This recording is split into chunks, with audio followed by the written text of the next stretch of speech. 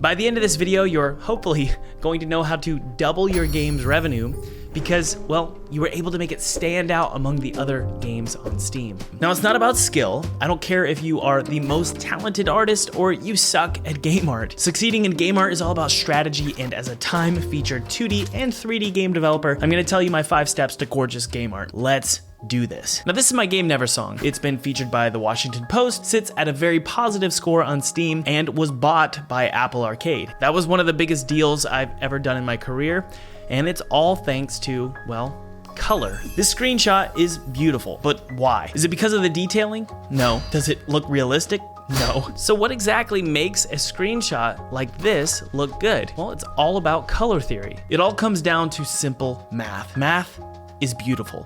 There are a ton of color theories, but the 6 most valuable to know are the following: monochromatic, analogous, complementary, split complementary, triad, and tetratic. If it's not obvious what these are, basically we have a color wheel here, and we've got 2 or 3 opposing colors being chosen on the wheel. Why do complementary colors look good? Why does triad or analogous? I honestly don't know, but they just look good. The human eye loves these types of harmonies. I mean, it's the same with sound. Why do these sounds harmonize? You can stand under my umbrella, but these don't. Under my umbrella. I'm not sure, but it doesn't matter. What matters is the eye, the ear. They're soothed by harmonies, in this case, 6 color harmonies. My suggestion is to use complementary color as often as possible, and maybe even be a little bit more strategic about its usage. Let's find 2 opposing colors, let's say green and red. Maybe let's shift them to be a bit more warmer. And also, let's decide which color gets the most attention. So maybe a little bit more green, less red. That is beautiful. This is a scene from my game Father, and we're currently working on this game. Now, let's instead just choose random colors for this scene.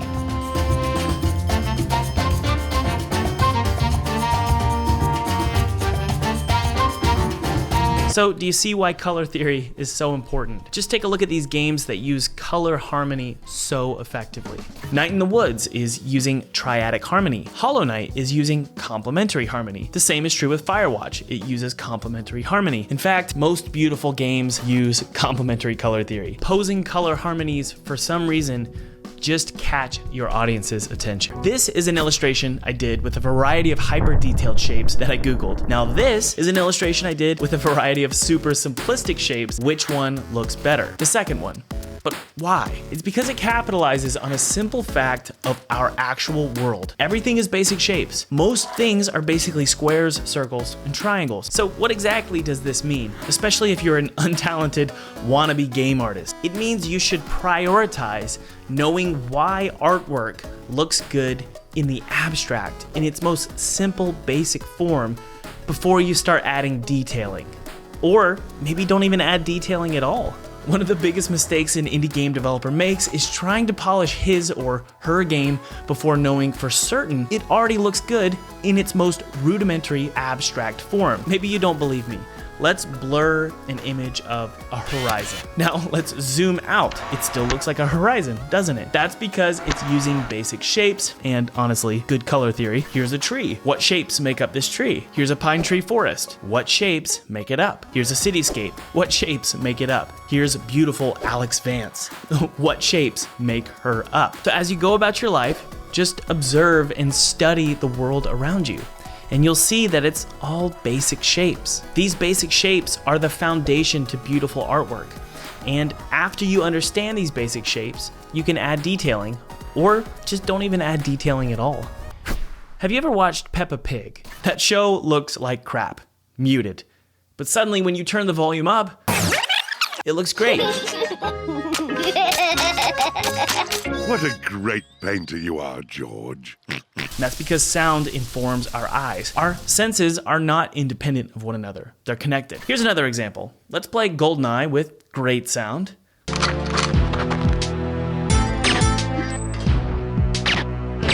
Now let's play it with terrible sound.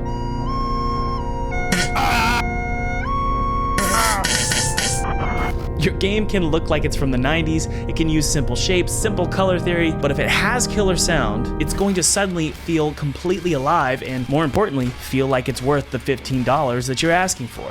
So how exactly do you create beautiful sounds that complement your artwork? Well, there's actually two ways. The first is to ensure your sound is immediate. This is because of something called game feel. Essentially, you want your player to feel like they are in your world. They won't feel like they're in your world if they press a button and they don't get immediate feedback. So when they press play on a menu, for example, instead of no sound or maybe a slow sound, why not play an immediate epic sound? Suddenly the game looks and feels 10 times better. The same is true for footsteps, attacking, or snorting. The second way to use sound effectively is to provide a full range of frequencies in your sounds. So for a gunshot sound, instead of just a bassy boom for a rocket, why not also throw in a mid-range sound and a high-pitched sound? We're taking all these sounds from freesound.org or maybe artlist.io, and then we're combining them all to hit all the frequencies. Fast and full audio. That's how you make your visuals pop. Fast and full works in other areas of my life as well, especially with your mom. This is a scene from my game about a dog. Doesn't have a name yet, but it's a game that I'm really enjoying working on. It's kind of a mess. There's a lot of strange lines and tangents all over the place. There's not really much intention behind this world. Now, this is the same game asset, same scene, but things are placed strategically. It looks 10 times better. That's because of organized intention, aka cleanliness. Players can sense, even on a subconscious level, how much time you've spent on your game's scene. They don't know that they sense it, but they just do. And this feeling of respect, this feeling of cleanliness, it makes things weirdly look beautiful. It's why the original Banjo-Kazooie from the 90s looks way better than Banjo-Kazooie Nuts and Bolts. It's because the newer, high-res, higher poly game is a junk drawer. Everything is everywhere. It's also why Super Hot looks better than Babylon's Fall, which is rated one of the 10 worst games of 2022. Less is more. Clean up your scene, especially if you're an indie. You don't have the money or the time to create billions of assets and billions of textures. Really, you should limit yourself because of your budget, and that limitation is actually a strength. Last but most definitely not least, let's talk about depth. When in doubt, add some depth to your scene, whether it's 2D or 3D. Adding depth to your scene is going to make it really pop. This is one of the primary reasons Hollow Knight looks so freaking incredible. This scene in particular has, 12 layers or maybe more. Now, depth doesn't just magically occur when you stack sprites on top of each other in 2D, or if you create a really big world in 3D. Depth actually occurs because of two primary reasons. Fog. Global fog in 3D is actually pretty easy to apply. In Unity, you just simply tick the global fog box and mess with the parameters and voila, it magically appears. In 2D, this is a bit more challenging. Essentially, you need to decide what color the farthest point of the camera is. For example, a blue or gray sky. And you slowly blend the layers into that color as they get further and further away from the camera. And by the way, this is true in any weather or temperature or climate. Everything eventually fades into a single color. That's because of atmosphere. No matter how thick or thin the atmosphere, things are eventually going to blend into the sky. This is actually one of Bob Ross's primary tricks in his paintings. Second, you can also use a lens blur effect in 3D, or in 2D, maybe add some Gaussian blur in Photoshop to your sprites. As objects get further and further away from the camera, or they get closer to the camera, you can add some blur. This is done in games like Hollow Knight. Now, these two methods are especially valuable to use in low-end games from the 90s, or just low-budget games like yours. Here's Silent Hill